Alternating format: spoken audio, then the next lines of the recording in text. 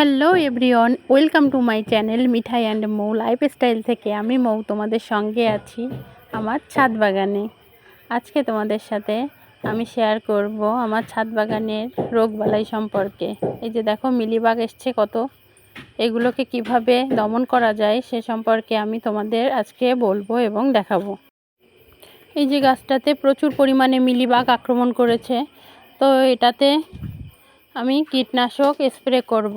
ঘরে থাকা যে উপকরণগুলো আছে সেগুলো দিয়েই আমি এর রোগবালাই দমন করব।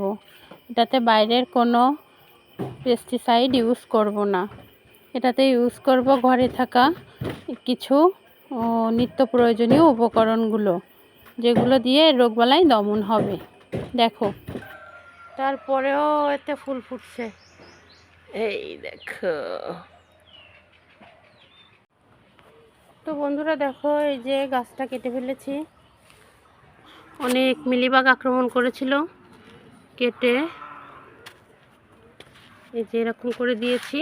তো এখানে আমি এখন ছত্রাকনাশক স্প্রে করব, যাতে করে ওই মিলিবাগটা নতুন করে না আসতে পারে আর নতুন করে গাছে পাতা আসে, সেজন্য।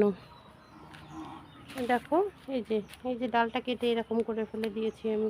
এটাতে অনেক রোগাক্রান্ত ফুল গাছ, মানে গাছটা একেবারে মরে যাওয়ার মতো অবস্থা। এই যে দেখো, দেখেছো, এইভাবে গাছটা মারা যায়।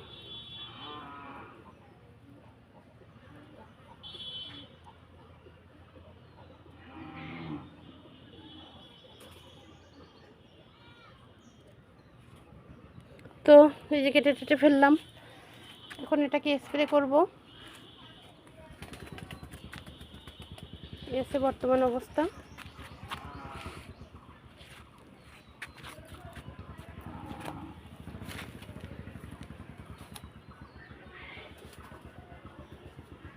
এই যে দেখো বন্ধুরা, চলে আসলাম স্প্রে বোতল নিয়ে।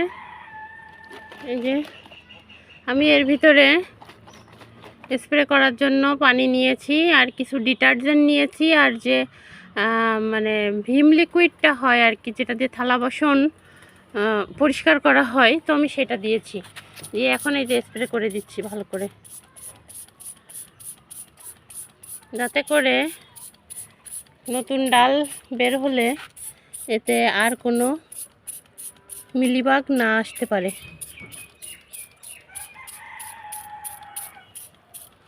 পাশেরটাতেও দিয়ে দিই।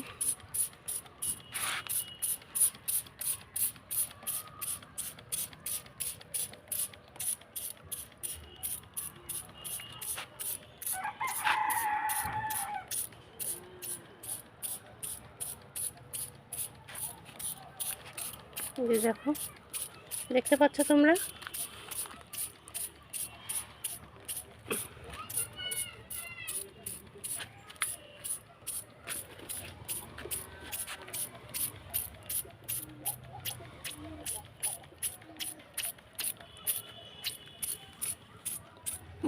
ভালো করে তলায় টলায়, পাতার তলে টলে স্প্রে করতে হবে।